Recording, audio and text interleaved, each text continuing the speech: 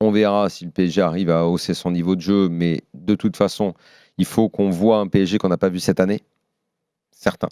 Cette saison, j'entends, hors Final 8. Tous les PSG qu'on a vus cette année ne pourront pas gagner au Camp Nou, même celui d'Old Trafford, parce que je ne crois pas que Barcelone ratera les occasions énormes que les Mancuniens ont ratées à Old Trafford. Maintenant, il y a un truc, c'est sur les responsabilités des uns et des autres.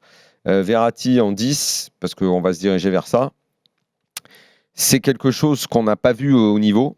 C'est un vrai risque et c'est une responsabilité qu'il n'a jamais eue. Jamais il n'a été appelé à être le patron de cette équipe, le patron du jeu offensif, le mec sur qui pratiquement tout doit reposer en l'absence des autres. Verratti, même les très bons matchs qu'il a fait à haut niveau, il a toujours été meilleur quand il est un peu caché derrière les grands. C'est un peu plus sa personnalité, c'est pas un leader dans l'âme. C'est son poste déjà. Voilà. Là, c'est quelque chose de neuf. Et quand l'équipe sombre, il sombre avec. Il ne sauve pas l'équipe. Rarement. Là, est-ce que ça peut lui faire du bien ?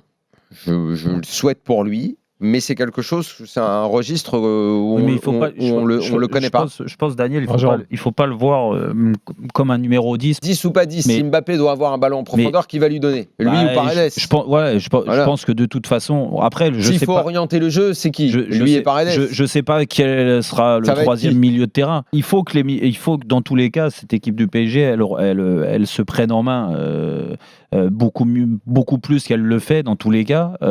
Essayer en effet de batailler pour avoir le ballon, parce que ces joueurs-là que tu viens de citer, ils ont besoin d'avoir le ballon dans les pieds. Verratti, c'est pour ça que je te dis que pour moi c'est un faux débat. Verratti en numéro 10, dans la position du numéro 10, ok, pour aller lancer un pressing, pour que ça lui permette de rester haut, moi ça me dérange pas. C'est qu'après, quand le PSG récupère le ballon, là il faut avoir un Verratti où le ballon passe souvent dans ses pieds, quoi. Parce que si c'est pour le voir comme à Saint-Etienne, ça avait été le cas pendant une mi-temps quasiment inexistant, et que c'était les autres milieux de terrain qui avaient touché 50-60 ballons et que lui il en touchait que 15, là en effet je pense qu'il ne te servira à rien, parce qu'en étant plus haut, c'est pas lui qui va prendre le ballon, qui va te faire des dribbles, des frappes, des passes de but. Il peut le faire, mais c'est pas ce qu'on attend. C'est près des attaquants. Ouais, sauf que il va falloir qu'il les donne les ballons, parce que si tu joues avec Icardi, oui, mais sauf que cette composition des joue, ça fait une solution en plus. Il l'avait expliqué, Pochettino, et moi je suis assez d'accord avec lui, c'est que quand Neymar n'est pas là, et c'est le cas, et en plus Di Maria n'y est pas,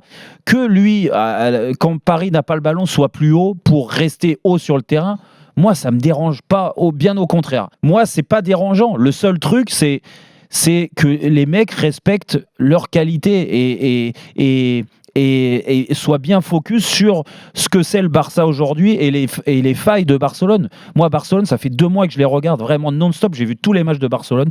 Il y a une vraie progression dans cette équipe, mais il y a surtout défensivement des oublis incroyables. Et quand tu vois la qualité des joueurs du PSG, et en l'occurrence Mbappé, où on attend beaucoup de lui demain, sa vitesse, elle doit fracasser Barcelone. Il va falloir lui donner le ballon. Oui, mais pour ça, tu l'as cité. Au milieu, il va falloir l'avoir le ballon, parce que le milieu du Barça, il est meilleur que le tien. Meilleur, je sais pas. Bon, Busquets, De Jong, ça va pas être en contrôle de ballon, ça va pas être mieux que Paredes. Busquets, il joue un peu dans le fauteuil, donc en effet, en ayant Verratti sans la balle un peu plus haut sur lui, peut-être que ça va l'emmerder. Et c'est vrai qu'en vieillissant, il aime moins ça.